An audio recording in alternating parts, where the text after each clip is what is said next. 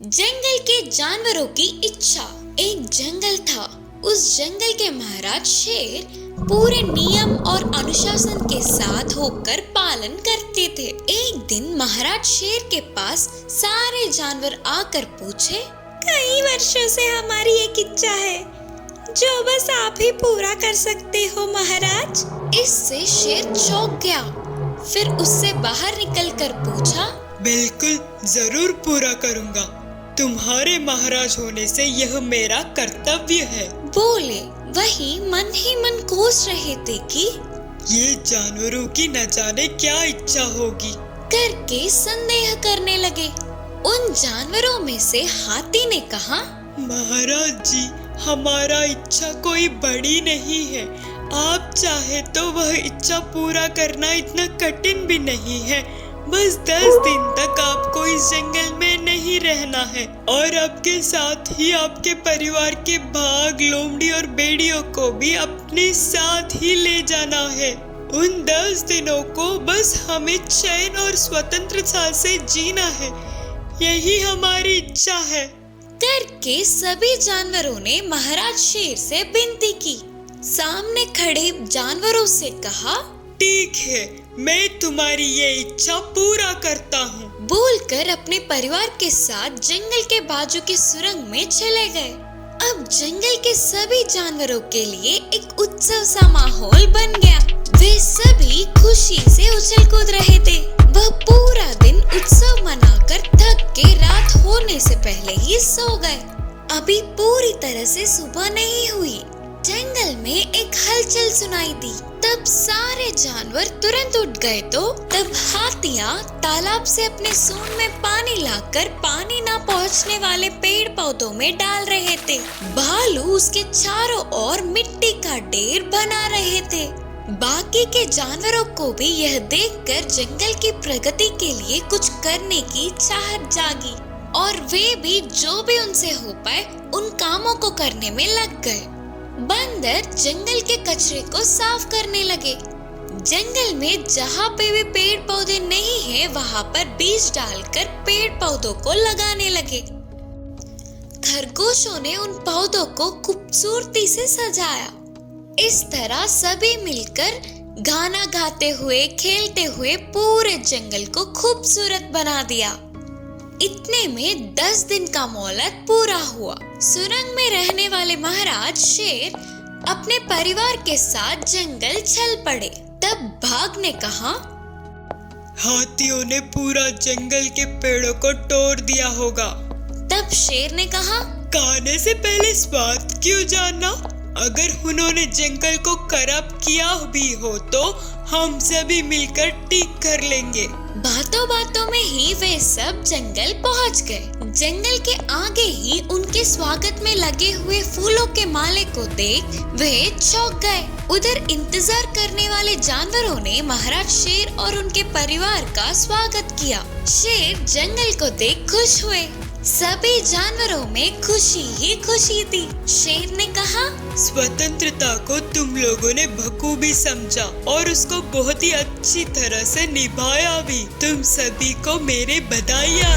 तब से जानवरों ने उस जंगल का और ध्यान से देखरेख कर रहे थे। हाथी और दर्जी की कहानी। रामापुर नामक गांव था। उस गांव में एक मंदिर है। वहाँ उस मंदिर के संबंधित एक हाथी रहता था। उसके साथ ही एक महावत भी रहता था। हर दिन महावत हाथी को नदी में नहाने ले जाता था। हाथी जा रहे नदी के पास में ही राजू नाम के दर्जी का दुकान था। राजू हर रोज नहाने आए हुए हाथी को एक केला देता था। ऐसे हर रोज केले देने से हाथी को भी उसकी आदत पड़ गई।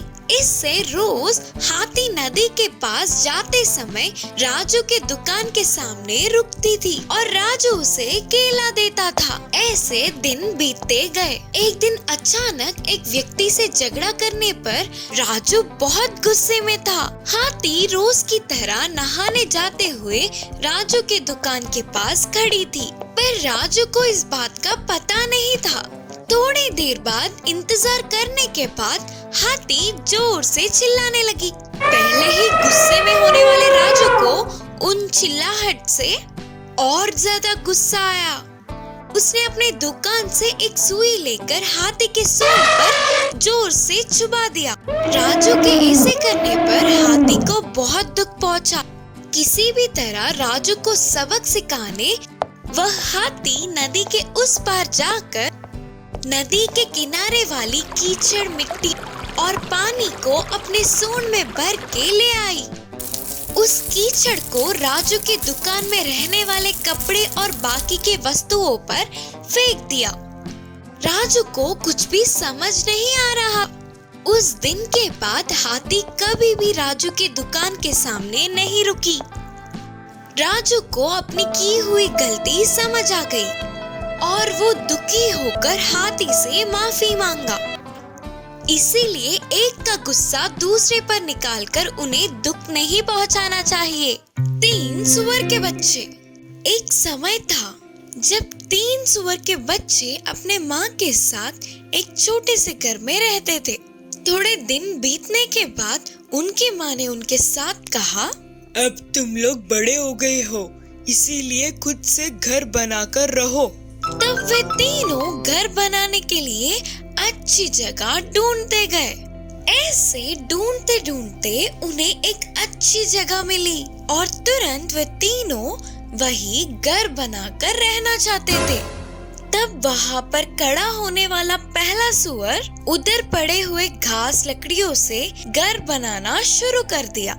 उसके थोड़ी दूर में दूसरी सुअर पेड़ के लकड़ियों से एक लकड़ी का घर बना रही थी और तीसरी सुअर उधर के पास में ही रखे हुए ईंट को देखकर सोचने लगी, अरे वाह, ये ईंट कितने मजबूत है। इनसे घर बनाया तो मेरा घर बहुत ही मजबूत होगा। सोचकर तुरंत मजबूत और बड़ा घर बनाना शुरू कर दिया। ऐसे तीनों सुअर के बच्चे तीनों घर बना रहे थे। वे बहुत ही खुश थे। पर एक दिन वहाँ एक बड़ी सी दुष्ट भेड़िया चलते हुए आया। उस भेड़िए ने देख लिया था कि वहाँ पर तीनों छोटे सुअर घर बनाकर रह रहे थे। किसी भी तरह उन तीनों को खाने का ठान लिया। तुरंत वह घास से बना हुआ घर यानी पहली सुअर के पास गया और बोला, खोल रे दरवाजा खोल, खोल रे दरवाजा खोल, नहीं तो मैं तेरा घर गिरा दूंगा, बोला भेड़िया। इससे पहली छोटी सुअर डर कर बोली, नहीं खोलूंगा।